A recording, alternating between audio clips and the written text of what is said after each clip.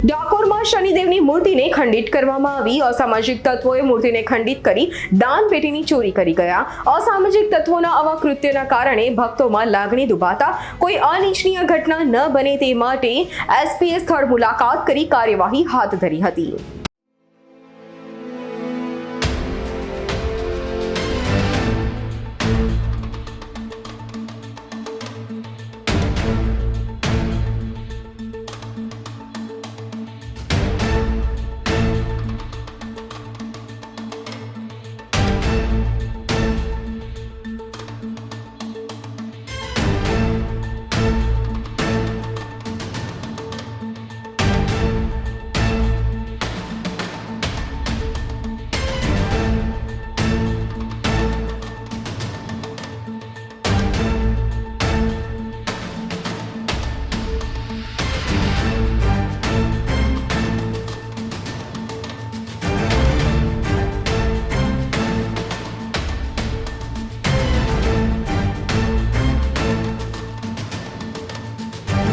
અમારી તમામ માહિતીથી અપડેટ રહેવા માટે જોડાયેલા રહો S9 ન્યૂઝ સાથે।